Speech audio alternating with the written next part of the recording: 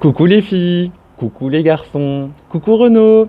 Alors voilà, bienvenue sur FluffyTube, l'endroit, the place to be pour écouter la meilleure râleuse de Bruxelles, mais qui est quand même une fille super cool et appréciée.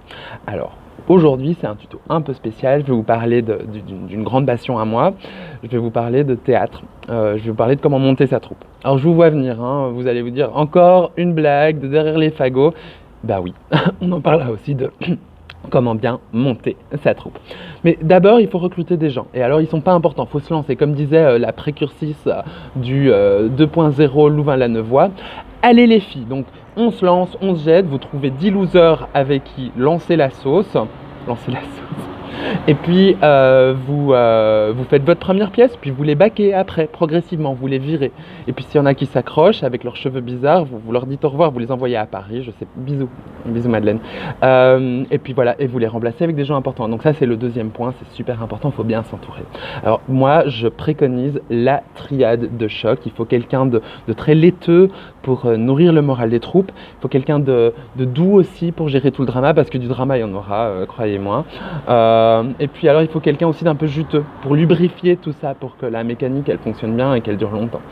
Alors sinon il y a un besoin et une envie de culture aussi qui est inévitable, donc vous faites l'intégrale de Buscemi, ça va de soi, mais je recommande aussi les bibliothèques roses, c'est très très bien, comme les secrets d'une petite salope ou les aventures d'une secrétaire polonaise, c'est pas mal celui-là, c'est super bien. Alors je vous vois venir donc bibliothèque rose, oui c'est vrai, dans le théâtre faut coucher. Mais pas qu'avec des PD bourrés d'ailleurs, hein. Faut coucher avec tout le monde. Et donc pour ça, je recommande vraiment, c'est le troisième conseil, c'est hyper important, vous faites des week-ends avec votre troupe. Et puis vous partagez les histoires en live. Donc par exemple, si l'histoire elle est orale, elle est molle, ça se ramollit un peu, enfin, vous racontez directement, puis ça solidifie l'esprit d'équipe, hein, puisqu'on peut se foutre de votre gueule, mais on ne peut pas se barrer. Donc voilà, vous pouvez encore les regarder avec un regard méchant, et donc ça crée vraiment ce drama dont on parlait auparavant. Et sinon, une bonne façon aussi, une fois qu'on a atteint son nirvana, c'est-à-dire qu'on a atteint sa troupe, qu'on a fait des spectacles, vous pouvez aussi écrire une pièce en fait. Et c'est un excellent moyen de rappeler aux autres, aux membres endormis, que c'est des losers. Parce que s'ils n'ont pas joué dans votre pièce, vous avez vraiment le droit de les blâmer, de leur en vouloir. Et voilà, comme le théâtre c'est la vie, c'est pas toujours très rose. Voilà, ça c'est un bon moyen de montrer un peu de méchanceté, de créer du conflit quoi. Et sinon, une autre bonne façon d'entretenir la communauté, c'est